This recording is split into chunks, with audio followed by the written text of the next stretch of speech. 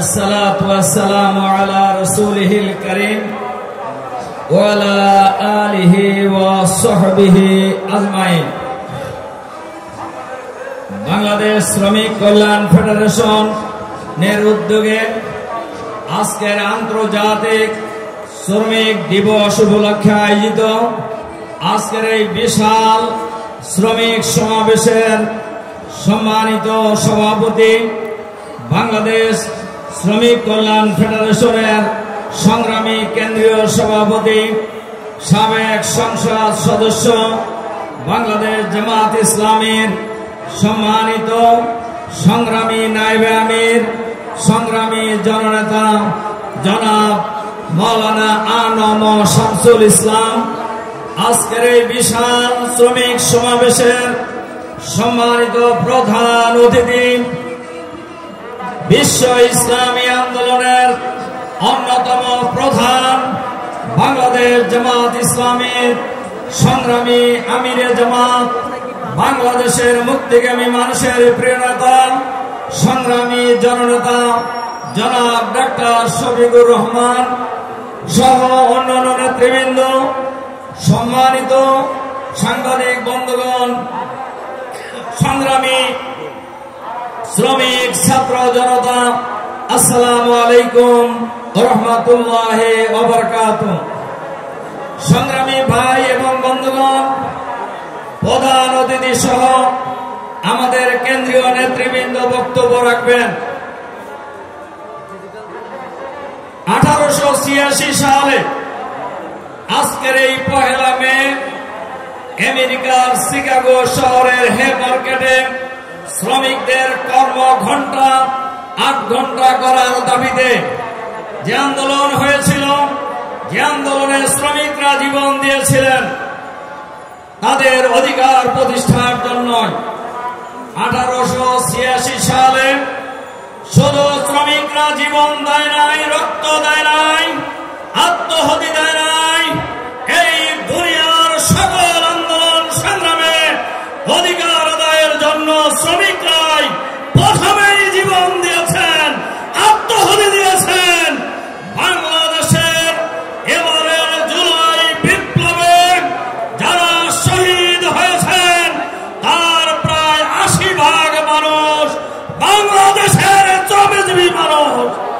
আমাদের নেতা আমিরে জামাতের নেতৃত্বে আগস্ট বিপ্লবের পরে, জুলাই বিপ্লবের পরে 7ই আগস্ট আমরা যখন ঢাকা মেডিকেল কলেজে গিয়েছিলাম, হাজার হাজার আহত রোগ মানুষ যখন জীবন সংগ্রামে কাতরাচ্ছিলেন আমরা তাদেরকে দেখেছি।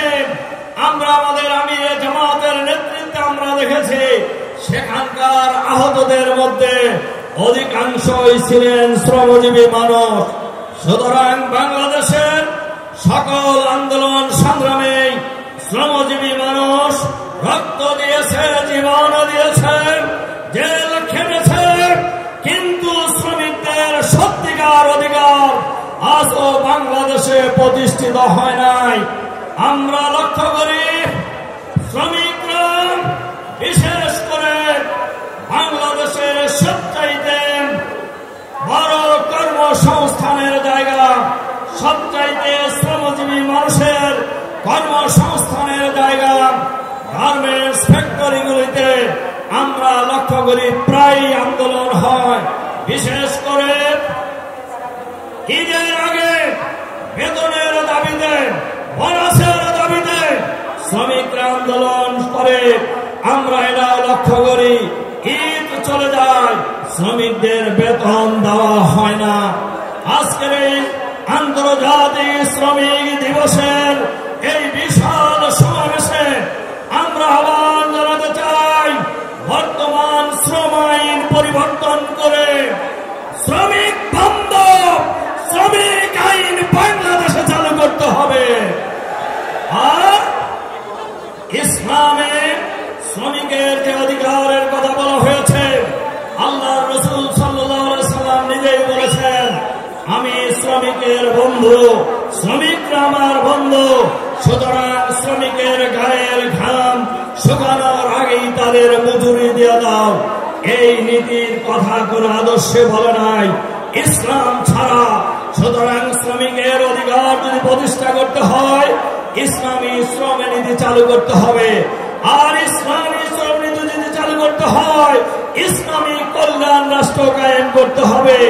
বাংলাদেশের শ্রমিকের অধিকার, মালিকের অধিকার, জনগণের অধিকার, ছাত্রের অধিকার, ছাত্রীর অধিকার, সকল শ্রেণী পেশার মানুষের অধিকার যদি প্রতিষ্ঠিত করতে হয় ইসলামী কল্যাণ রাষ্ট্র কায়েম ছাড়া সম্ভব নয়।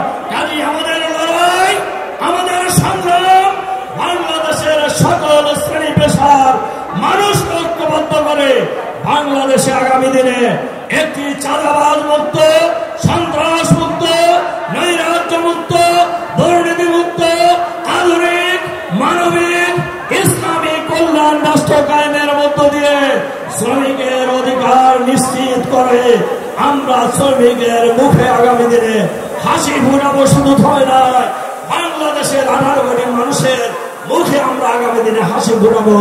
এটাই হোক আজকের এই আন্তর্জাতিক শ্রমিক দিবসের অঙ্গীকার। সেই অঙ্গীকার জানিয়ে আমি আমার বক্তব্য এখানে শেষ করছি। আল্লাহ হাফেজ। বাংলাদেশ শ্রমিক কল্যাণ ফেডারেশন জিন্দাবাদ। বাংলাদেশের শ্রমজীবী মানুষের বিজয় হোক। আসসালামু আলাইকুম রহমতুল্লাহি ওয়া বারাকাতুহু।